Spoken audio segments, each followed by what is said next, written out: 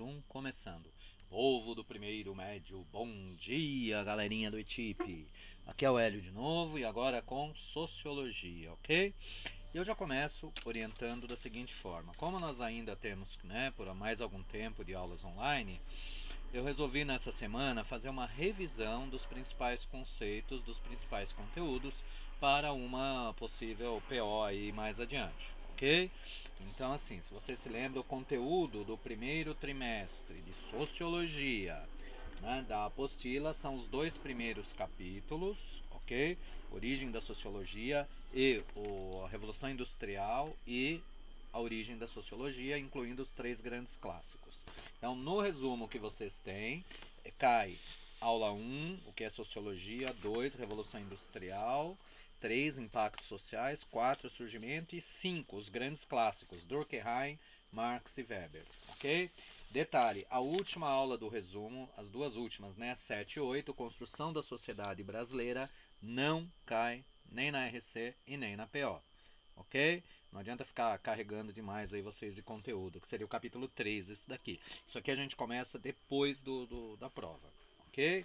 Então, para a provinha de Sociologia, para a PO, valem as aulas até os grandes clássicos Max Weber, certo? E nessa videoaula de hoje, a gente vai fazer um apanhado geral dos três grandes clássicos da sociologia: Durkheim, Marx e Weber. Apenas aqueles conceitos mais significativos, tá? Que a gente vai rever eles durante todo o curso, até o terceiro médio, que são os grandes caras aí.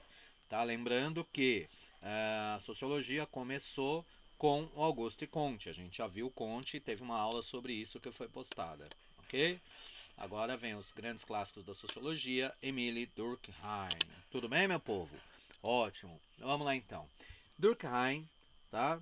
Foi professor de sociologia e foi ele que transformou a sociologia em ciência. Então, por exemplo, qualquer questão que caia da seguinte forma: qual a importância do Durkheim para a sociologia? Emile Durkheim. Foi ele que transformou a sociologia em uma ciência.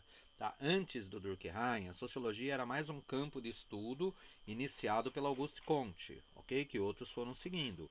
Mas quem transformou a sociologia em uma ciência, num porte mais significativo, foi o Durkheim. Tá?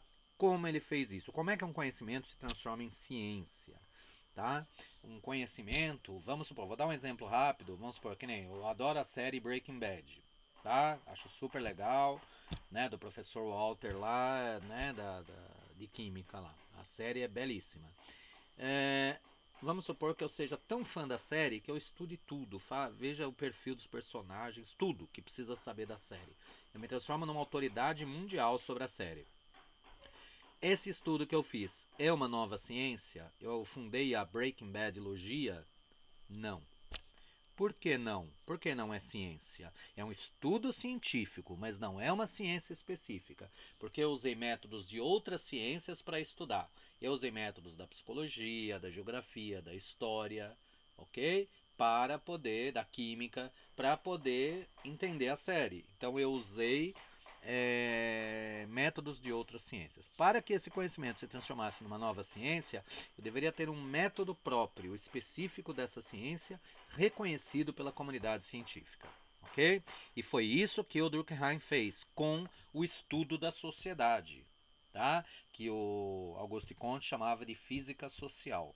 Então ele desenvolveu as regras do método sociológico, que aliás é o nome de um dos livros dele, As Regras do Método Sociológico, tá? E a primeira grande regra desse método é qual?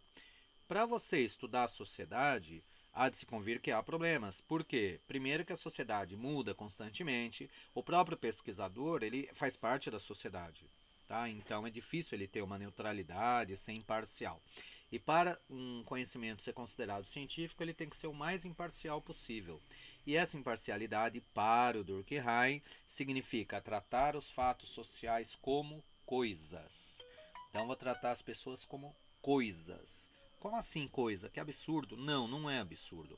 É apenas um método para você pesquisar. Então, por exemplo, vamos supor, eu quero fazer uma pesquisa com vocês, meus queridos aluninhos aí do primeiro médio. Tanto primeiro A, primeiro B, ok?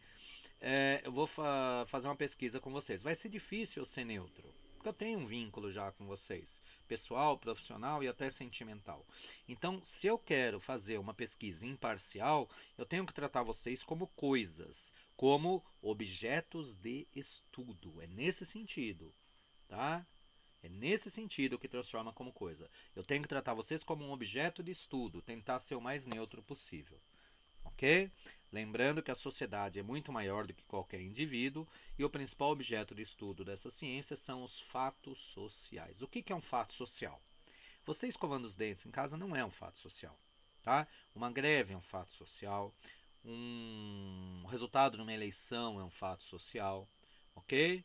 Um aumento na inflação que gera aí desemprego é um fato social, ok? Às vezes você faz um post bem legal, né, numa rede social, viraliza e não só viraliza, mas modifica o comportamento das pessoas. Muitas pessoas mudam sua maneira de ver algumas coisas de acordo com o seu post. Isso se transformou num fato social, ok? Ou seja, fatos sociais, de acordo com o resumo, são maneiras coletivas de agir, pensar e sentir, ok? Praticamente todos os processos de interação humana são fatos sociais ou representam fatos sociais. Esses fatos sociais têm três grandes características. Exterior, existem fora da nossa mente. Aí você fala, é lógico. Pois é, por mais óbvio que pareça dizer que um fato social é exterioramente, o que o Durkheim quis dizer com isso? Que os fatos sociais não são produtos da nossa imaginação. É isso que ele quis dizer, tá? Não é mero produto da imaginação. Eles existem de fato, certo? Quando a gente nasce, já existe uma sociedade política, econômica, né, cultural posta já, que a gente depois vai se mover dentro disso. Então, primeira característica dos fatos sociais, exterior. Segundo, geral, válido para um grande número de pessoas. É aquela coisa. Um casal brigando na porta do cinema lá, por algum motivo qualquer, não é um fato social. Mas a partir do momento que aquilo afeta de alguma forma outras pessoas, um número maior, pode sim vir a ser um fato social, ok? E das três, a principal característica é coercitivo. Coerção quer dizer pressão, ok? Pressão, coerção, certo? Diferente de coesão com S, que é união, coerção quer dizer pressão. Ou seja, os fatos sociais exercem pressão sobre os indivíduos, certo? Exerce pressão, pressiona. Nós somos pressionados a cumprir nossas obrigações, a fazer as coisas que a sociedade exige, a família, o trabalho, a religião, ok? Basicamente, do Durkheim é isso, tá bom? Do Marx, a gente vai ter mais coisas sobre o Marx, mas de agora, de momento, num primeiro impacto, a única coisa mais significativa que vale a pena a gente parar é a seguinte: para o Marx, que foi um ativista político, né, foi expulso de vários países na época, o modo de produção, ou seja, as condições econômicas de uma sociedade, é que determina todas as ações humanas em qualquer esfera social. Essa ideia é importante a gente gravar, tá? É a economia que determina a política, determina a cultura, determina a religião, as bases econômicas que determinam tudo isso, tá? Aí, como assim? Pensa um pouco. Sua família, por exemplo, tem um rendimento mensal aí, sei lá, de R$ 5.000, tá? Aí tem uma situação distinta e sua família, a renda da sua família pula para 30 mil por mês, certo? Provavelmente você vai poder frequentar lugares que antes você não podia, certo? Provavelmente muitos de seus amigos, né, alguns permanecem, outros nem tanto, vai aparecer novos, né? E você vai fazer novos grupos sociais, vai participar de outros grupos. Ou seja, é um exemplo aqui bem chulo até, de que as condições econômicas determinam as ações humanas. Depois a gente vai ver melhor com isso mais adiante. Mas por enquanto essa é a principal ideia que vale a pena gravar. Ok? Vamos para o Weber, que dos três, né, no meu humilde entendimento, o Weber foi um dos mais importantes. Tá? Por quê? Olha só, ele, pensa um pouco, tanto o Auguste Comte, Durkheim e Marx, eles partem da mesma ideia. A sociedade pressiona o indivíduo, a sociedade determina o indivíduo. Nós, enquanto indivíduos, somos produto da nossa sociedade, produtos da nossa história, ok? Eu nasci no Brasil, no século XX, e por conta em determinadas situações, família de classe média, e por isso eu tenho determinados comportamentos. Foi a sociedade que eu nasci que determinou o que eu seria. Ok? E isso nos três. O Weber ele inverte o jogo, ele inverte. Ele funda a chamada sociologia compreensiva. Ele considera que a ação individual é o ponto de partida para entender a realidade social. Ok? É a ação individual. Ou seja, são as escolhas individuais que determinam o que vai acontecer depois. Ok? Você quer ver um exemplo disso? Vamos supor, o número de evangélicos no Brasil aumentou muito nos últimos 20 anos. O que seria aí algo em torno de 4, 5%, pulou para 20, 22%. Ok? Num curto período de tempo. Aumentou muito, enquanto que os católicos e outras vertentes caíram bastante. Isso é um fato social, com certeza. Tá? Por que aumentou tanto? Foi pressão social? Não. Para o Weber, foram as decisões individuais. A sua família optou por parar de ir na igreja assistir missa do padre e começou a ir no templo assistir o culto com o pastor. Isso foi uma decisão pessoal da família, da sua família. E só que muitas famílias tomaram a mesma decisão. E isso acabou gerando um fato social. Tudo bem? Ok? Ele inverte. E são os indivíduos que determinam a sociedade. Existe pressão social, é óbvio, mas em última instância é você que decide. É que meu dedo está machucadinho aqui. É você que decide se aceita ou não essa pressão e quais são as influências que vão fazer sua cabeça. Ou seja, é a sua ação individual que vai determinar o social. Ok? Por falar em social, o Weber tem um conceito também de ação social, diferente de fato social do Weber, do Durkheim. Ação social é uma conduta, uma ação humana dotada de um significado subjetivo, ou seja, não basta só, mais importante do que o que você faz, é o significado que você atribui ao que você faz.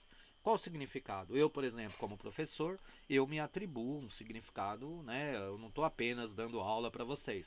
Eu estou ajudando a desenvolver intelectualmente todos os meus alunos e estou contribuindo para a melhora da educação no Brasil. Isso é um significado que eu atribuo. Se eu estou conseguindo ou não, é outros 500, mas é o significado que eu atribuo à minha ação. Tem 4 grandes tipos de ação: ação racional com objetivo, racional com valor, emocional e tradicional. Lembrando que a gente já viu isso, tá? É só uma revisão rápida, ok? Racional com objetivo, alguém que planeja algo. Eu tenho um objetivo, eu vou pensar para resolver. Racional com valor, eu vou, como se diz, defender algum valor pessoal. Emocional, uma reação por impulso. Ou tradicional, você age de acordo com hábitos, crenças ou costumes. Ok? Tudo bem? São os 4 grandes tipos de ação social. Lembrando que a sociologia é uma ciência cujo principal objetivo é construir uma consciência capaz de analisar criticamente os problemas sociais. Esses caras que a gente viu aqui, né, Durkheim, Marx, Weber e o Comte antes dele, eles, por mais antigos aí que sejam, né, século XIX e tal, o último deles, o Weber, morreu em 1920.